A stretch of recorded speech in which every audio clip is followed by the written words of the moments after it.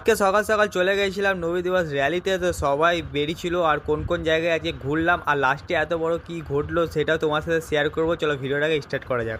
Hello guys, আসসালামু আলাইকুম। তো তোমরা সবাই কেমন আছো? আশা করি ভালো আছো। তো তোমাদেরকে সালাম জানিয়ে এখন আমি রেডি হয়ে গেলাম নবী দিবসের র্যালি যাওয়ার উদ্দেশ্যে। আর এখনকার ওয়েদারটা দেখতেই পাচ্ছ খুব সুন্দর হয়ে আছে। তার আগে আমি চলে গেলাম আমার সুন্দরপাড়া ব্ল্যাকটিটাকে বার করার জন্য। আর আমার ব্ল্যাকটিটাকে স্টার্ট করে আমি সোজা সোলাপুকুরে চলে এলাম। আমার সাথে এসেছিলো চাঁদ। তো চাঁদকে এখন পরে দেখাচ্ছি। তো এখানে এখন দেখো শরবত বিতরণ হচ্ছে। তো শরবত খেয়ে এই বন্ধুর সাথে দেখা সাক্ষাৎ করে এখানে ওয়েট করছিলাম আরও সব পাবলিকে আসবে তারপরে বেরোবো। তো চাঁদ আর আমি এখন ওয়েট করছিলাম, তা করতে করতে দেখি রফিক ভাইয়ের সাথে দেখা হয়ে গেল। তো সবার সাথে সালাম সাক্ষাৎ করে বেরিয়ে পড়েছি, কারণ বেরোনোর সময় আমি আর ভিডিও করতে পারিনি। তো আমি এখন সোজা চলে এসেছিলাম ভিডিও করার জন্য ফরজেন গেটে।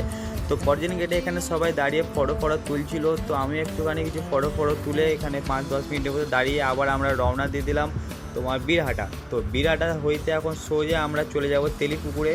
তো বীরহাটা থেকে তেলিপুকুরে চলে এলাম। তো এখানেও কিছুক্ষণ দাঁড়ানোর পর এই রাস্তা থেকে আমরা সোজা এখন হাইওয়েতে উঠে যাব। তো এখানে দাঁড়াতে দাঁড়াতে দেখি আবার রফিক ভাইয়ের সাথে দেখা হয়ে গেল, কারণ এত বড় র্যালিতে ওদের সাথে মাঝে মাঝে দেখা হচ্ছিল। তো দেখা হয়ে এখন আমরা সোজা চলে গেলাম হাইওয়ে। তো হাইওয়ে ধরে এখন চলে গেলাম আঞ্জির বাগান।